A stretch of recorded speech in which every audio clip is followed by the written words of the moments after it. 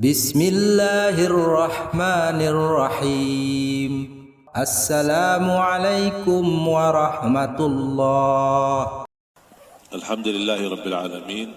Wa ashhadu an la ilaha illallah wahdahu la sharika lah waliyus salihin. Wa ashhadu anna sayyidana wa nabiyyana Muhammadan abdullahi wa rasuluhu as-sadiqul amin. Allahumma salli wa sallim wa barik ala sayyidina Muhammad wa ala alihi wa sahbihi wa man tabi'ahum bi ihsanin ila yaumiddin. Para hadirin yang dimuliakan Allah Subhanahu wa taala. Alhamdulillah, saya senang sekali bisa hadir bersama-sama di majlis ilmu yang insya-Allah menjadi majlis yang berkah dan ilmu yang kita sama-sama belajari menjadi ilmu bermanfaat.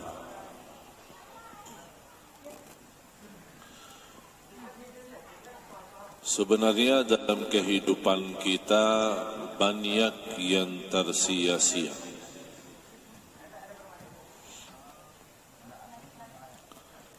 Kalau kita tuliskan apa yang telah kita lakukan selama ini, pasti kita merasa banyak kekurangan, apalagi terhadap agama.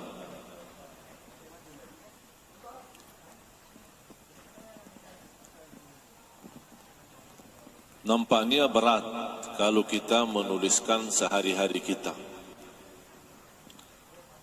apa yang telah kita lakukan dalam kebaikan maupun dalam dosa dan maksiat. Kita malas menulis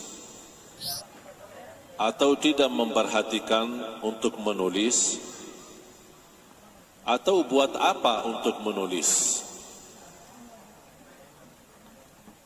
Tapi ada malaikah yang tidak pernah lupa menuliskan segala apa yang kita buat, baik maupun buruk, taat maupun maksiat, semua tertulis.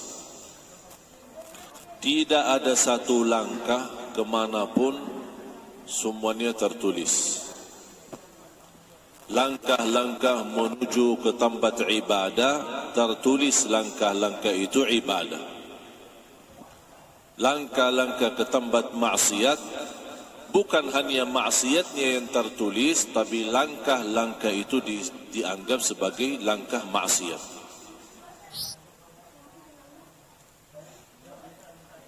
Salah satu karunia Allah Subhanahu wa taala, karena kita sebagai manusia tidak terlepas dari dosa maksiat, Allah mengampuni dosa-dosa kita di antara salat-salat kita.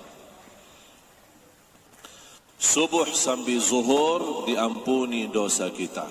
Zuhur sampai asar diampuni dosa di antaranya. Asar sampai maghrib diampuni Allah dosa kita. Maghrib sampai isya diampuni oleh Allah dosa kita. Isya sampai subuh diampuni oleh Allah dosa kita. Jangankan di antara salat diampuni dosa dan kesalahan kita, Jumaat sampai hari Jumaat yang akan datang diampuni di antaranya dosa-dosa kita. Dan selalu saya berkata, berapapun dosa kita, sebanyak apapun dosa kita, jangan sekali-kali tinggalkan salat. Bu, sehat ya? Jangan sekali-kali tinggalkan salat. Mengapa? Karena salat itu termasuk ibadah yang menjaminkan kita selalu mendapatkan ampunan. Wassalatu ila as-salah wal jumu'atu ila al-jumu'ah mukaffiratun lima bainahun. Antara salat, antara dua Jumat diampuni dosa kita.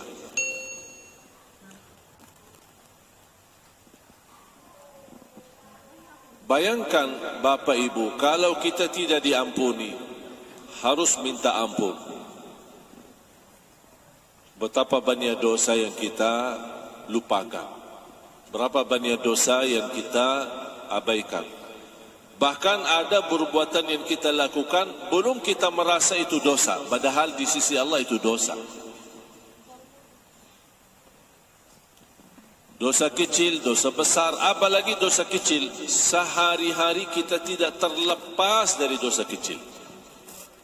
Mata melihat, tangan menambil, telinga mendengar, kaki berlangkah. Ini semua bisa terjadi. Banyak dosa-dosa kecil. Kalau bukan anugerah Allah Subhanahu wa taala, terampuni dosa kita karena salat kita, ibadah kita berat.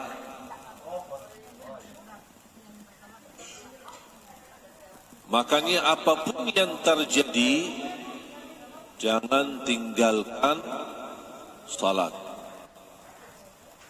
Perilaku kita masih sangat parah. Dosa kita terlalu banyak. Tetap jangan tinggalkan salat. Tidak boleh ada bahasa, buat apa saya jaga salat? Saya aja belum tentu orang baik. Buat apa saya perhatikan salat? Perilaku saya aja yang tidak enak. Sekali lagi, dosa kita walaupun sudah melalui batas, tetap jangan tinggalkan salat. Karena salat itu termasuk kesempatan untuk diampuni dosa kita. Artinya, dosa-dosa yang sehari-hari kita lakukan, kita lupa memohon ampun, lupa taubat, atau kita tidak sadar yang kita lakukan itu dosa, otomatis karena kita menjaga salat, otomatis Allah ampuni dosa tersebut. Walaupun kita tidak menganggap yang kita lakukan dosa, tapi di sisi Allah sudah tertulis dosa. Bagaimana kita kalau tidak diampuni karena salat kita? Bisa bahaya.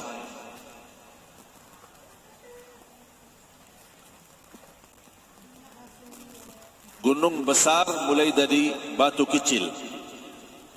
Batu kecil dengan batu kecil dengan batu kecil dikumpulkan kecil terus jadi gunung besar. Ini dosa kecil. Dosa kecil itu bisa menjadi lebih bahaya daripada dosa besar. Mengapa? Kalau kita lakukan dosa besar, kita tahu dosa itu dosa besar. Tapi saat kita berlaku dosa kecil, kita lupa itu dosa. Bahkan dianggap tidak apa-apa. Disitulah bahayanya dosa kecil. Makanya ada satu kaidah, la saghirata ma'al israr wa la kabirata ma'al istighfar. Tidak ada dosa kecil kalau sering dilakukan. Kalau sering dilakukan dosa kecil jadi besar di hukum Islam. Ada orang suka berlaku dosa alasannya karena kecil. Ini kan dosa kecil. Makanya ulama berkata, la saghirata ma'al israr. Yang terulang berkali-kali bukan kecil lagi, sudah menjadi besar. Wala kabirata ma'al istighfar. Tidak ada dosa besar yang bisa melawan istighfar. Makanya bahagia seorang yang suka beristighfar.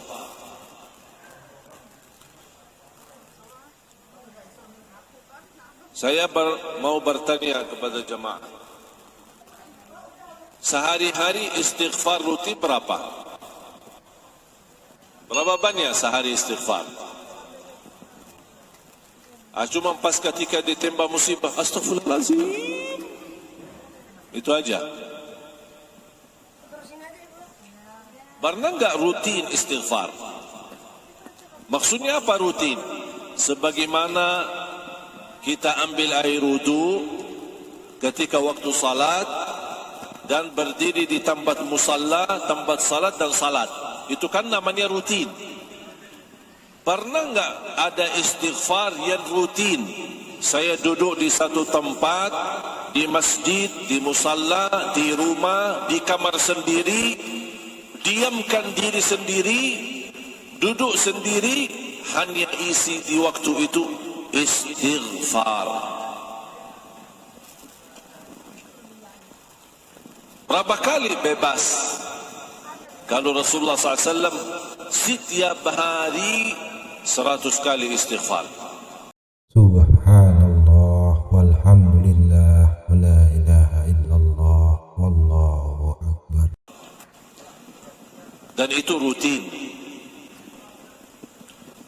Ya Allah, bayangkan Nabi Muhammad, Nabi yang suci, Nabi yang mulia, ma'asum, tidak berdosa, tapi dia beristighfar 100 kali.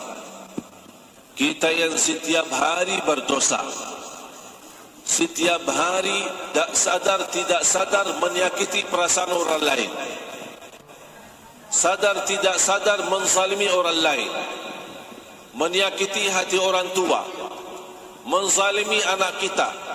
Berapa banyak dosa yang kita lakukan, yang kita sadari maupun tidak sadari, sedangkan tidak pernah istighfar. Rasul aja yang tidak ada dosanya istighfar 100 kali. Seharusnya kita kalau bisa 1000. Karena kita manusia tidak terlepas dari dosa. Jangan malu berdosa, tapi malulah kalau tidak mau beristighfar. Mengapa jangan malu kalau kita berdosa? Karena kita manusia tidak akan bisa terlepas dari dosa. Makanya jangan malu kalau kita berbuat salah. Tapi malu kalau sudah tahu dan kita sadar ini salah, ini dosa, tapi belum mau beristighfar.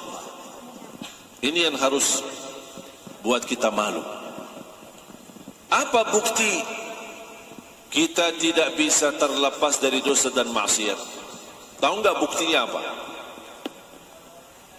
Ayo. Apa bukti kita tidak bisa terlepas dari dosa dan maksiat? Buktinya apa?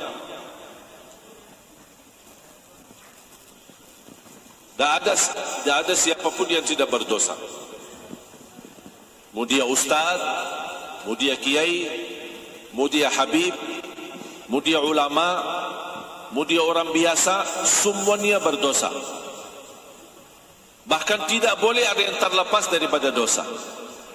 Kata siapa? Bukan kata saya, kata Rasulullah sallallahu alaihi wasallam. Kullu ibnu Adam khata'. Semua keturunan Adam bersalah. Berarti kita tidak terlepas daripada kesalahan.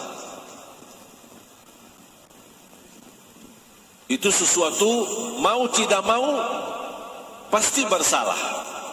Tapi ya Rasulullah, kalau kita memang semuanya harus bersalah atau tidak terlepas dari kesalahan, gimana solusinya? Wa khairul khatta'in at-tawwabun. Bukan persoalannya kita bersalah, tapi kata Rasulullah, yang terbaik di antara kalian yang bersalah, yang suka selalu bertaubat. Jangankan kita istighfar karena salah dan dosa kita, habis salat aja kita istighfar. Kira-kira berbuat salat itu perbuatan dosa atau salah? Salat itu dosa? Apa salat itu kesalahan? Terus kenapa habis salam istighfar? Kan habis salam kan astagfirullah, astagfirullah, astagfirullah. Kenapa? Kan disuruh istighfar karena dosa, istighfar karena salah. Dosa yang kita sadari maupun kita tidak sadarkan. Terus kenapa kita habis salat suruh istighfar? Hah? Belum khusyuk. Karena kita sebagai manusia tidak terjamin sempurna salat kita. Kurang khusyuk, tercampur riya, lalai dalam salat, was-was, kadang-kadang salatnya buru-buru, tak jelas bacaannya, pasti dalam sujud sup. Apaan sup kita? Setahu saya subhanallah, subhan rabbiyal a'la wa bihamdihi. Saya dengar di samping saya pas ada orang sujud. Ya Allah, buru-buru ini.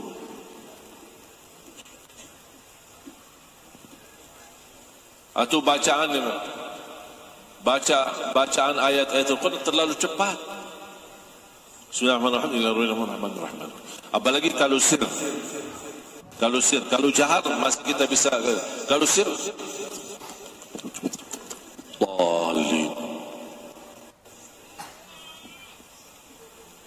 ya ini salat kita. Berapa banyak kita mujahadah diri untuk menyempurnakan salat? Pernah enggak Bapak Ibu bertanya diri, apakah salat saya sudah benar belum? Pernah duduk bersama diri sendiri muhasabah dan bertanya diri, apakah salat saya sudah fantas diterima Allah atau belum? Atau hanya kita menjalani salat karena perintah, sebuah tugas, mau lepaskan diri dari tugas itu? Makanya saya sering mengingatkan jamaah, ada dua orang salat di saf pertama, satu diterima Allah, satu tidak. Padahal sama-sama salat di saf pertama, sama rukuk, sama sujud, sama baca, tapi satu diterima, satu tidak. Kenapa? Karena satu ketika dia salat menghadapi Allah dengan hatinya, yang satu lagi menghadapi Allah cuman fisik gerakannya.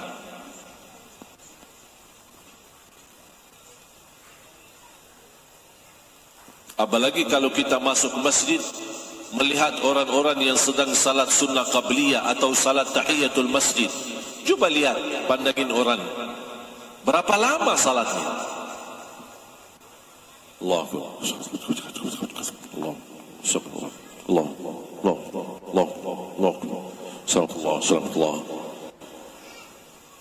Saya bayangkan mau baca secepat-cepatnya baca Al-Fatihah, dia sudah selesai satu rakaat, saya belum selesai suratul Fatihah. Habis selesai selamat Allah, ya Allah mohon diterima. Apaan yang diterima? Apaan yang diterima? Yang mana maksudnya yang diterima? Ibadahnya atau fisiknya? Gerakannya cuma gerakan saja. Dan disitulah Bapak Ibu mulai banyak masalah di dalam kehidupan kita karena salat kita belum beres.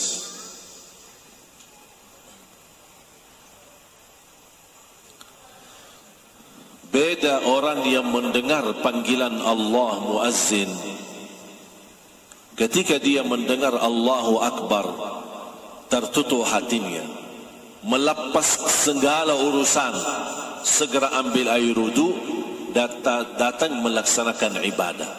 Karena dia merasa panggilan muazzin ini bukan kumandan azan, tapi ini panggilan Allah memanggil saya untuk datang menghadapinya. Dan saya cinta kepada Allah, makanya ketika mendengar azan tersentuh hatinya dan dia lepaskan segala kerjaannya. Makanya salatnya dia jauh lebih nikmat daripada orang yang hanya datang pas ketika ada waktu dia melaksanakan salat. Tapi kalau lagi sibuk, tercepat macet, atau lagi belanja di Tanah Abang, tak apa-apa, nanti aja salatnya. Gampang. Saya ingat ayah saya tidak pernah marah sama saya, apalagi mau mukul. Kecuali ada dua. telat salat dan belum setor hafalan. Marahnya bukan main. Ketika saya berlindung kepada ibu saya, berdiri di belakang ibu saya, supaya saya tidak mau dimarahi sama ayah saya, langsung ibu saya bertanya, salah kamu apa? Tadi telat, masbuk. Bukan tidak salat sama sekali. Bagaimana orang yang tidak salat? Ini masbuk, bukan tidak salat sama sekali. Ayah saya marah.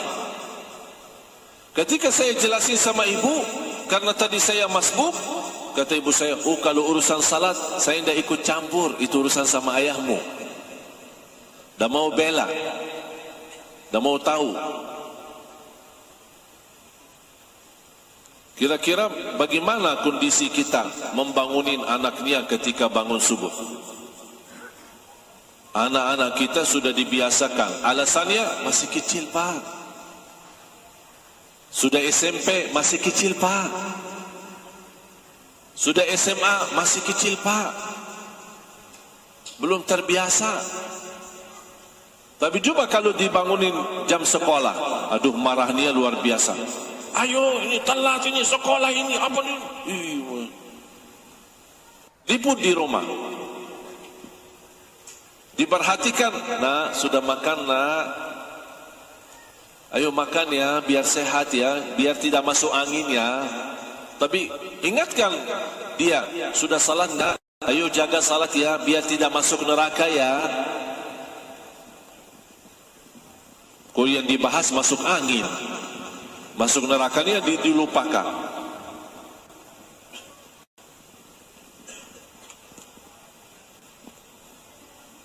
Silahkan Bapak Ibu, saya harap semuanya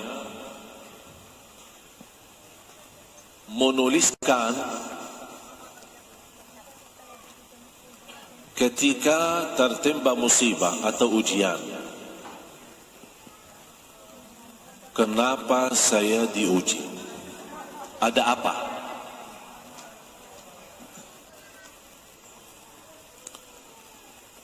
Dan periksa salatnya.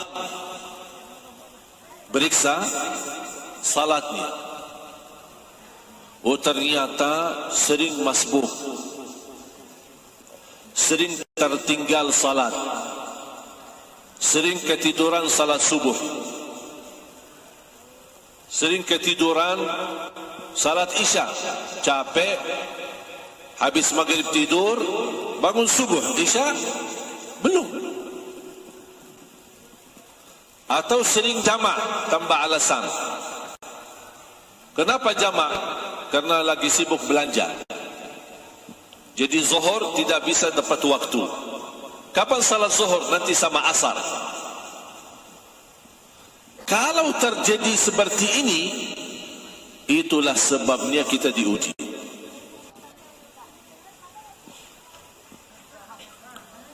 Tidak ada orang yang cinta masjid, cinta salat, apalagi mengutamakan awal waktu, bahkan tidak pernah masbuk, bahkan tidak pernah tertinggal takbirah ihram sama imam.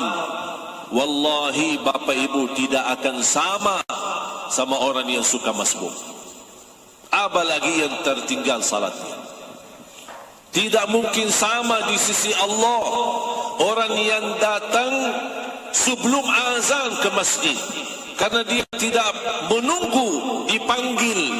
Dia datang duluan karena dia tahu waktu salat, dia standby di masjid. Karena menurut seorang ulama berkata, al-azanu nida'un lil ghafilin. Azan itu panggilan untuk orang yang lalai hatinya. Makanya orang yang suka lalai dipanggil Allahu Akbar, Allahu Akbar, supaya sadar, jangan lalai, sini datang. Tapi kalau orang yang tidak pernah lalai, tidak pernah dipanggil, dia sudah datang duluan.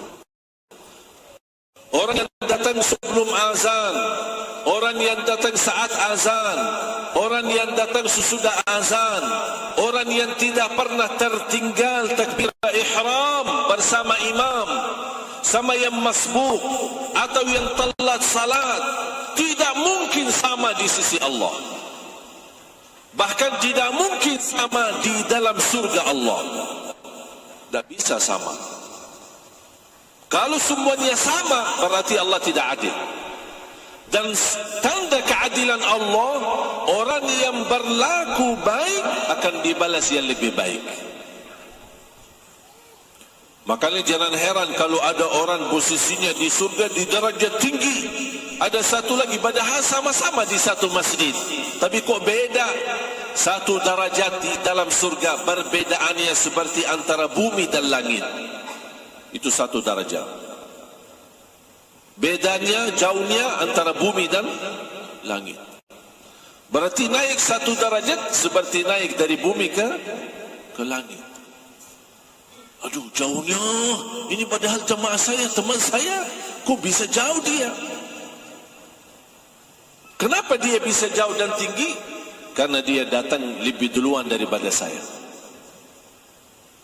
Dia bisa mempertahankan diri tidak terlepas dari takbiratul ihram.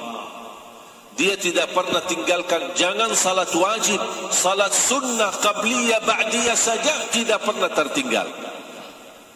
Dan itu mereka tidak akan sama di sisi Allah. Walaupun sama-sama baik, jaga salat 5 waktu, cukup enggak? Cukup. Menjalani kewajiban. Tidak ada sunnah qabliyah, ya terserah. Tidak ada sunnah ba'diyah, boleh. Tidak ada qiyamul lail, salat malam, ya bisa.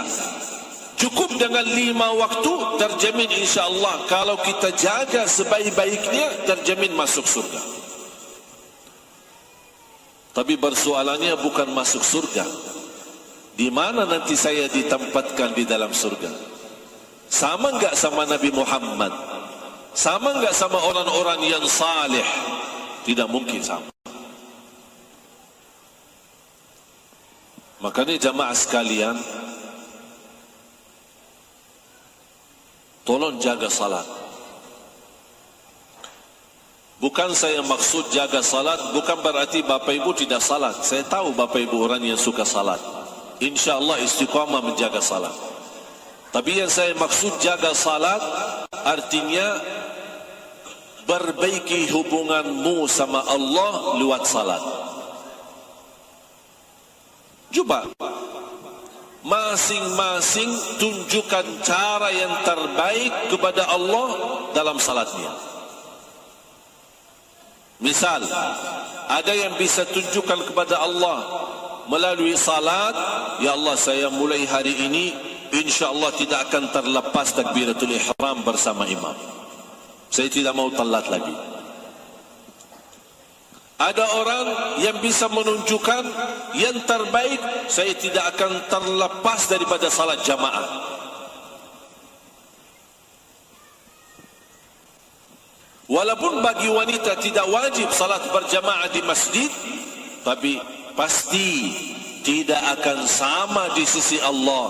Wanita yang selalu mengutamakan waktu salat, tepat waktu di awal waktu, sama wanita yang suka menunda salat seenak-enaknya. Tidak mungkin sama di sisi Allah. Tapi seandainya kalau wanita mendapatkan kesempatan salat berjamaah, dia mendapatkan pahala yang sempurna di sisi Allah. Mulai hari ini saya mohon kita perbaiki diri kita dalam salat. Sunnah qabliyah ba'diyah, salat berjamaah,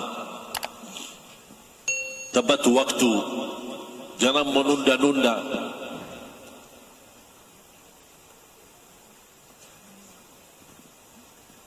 Dan yang terakhir salat malam.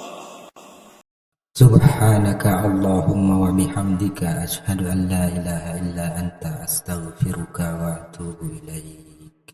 Wabillahi taufiq wal hidayah. Wassalamu alaikum warahmatullahi wabarakatuh.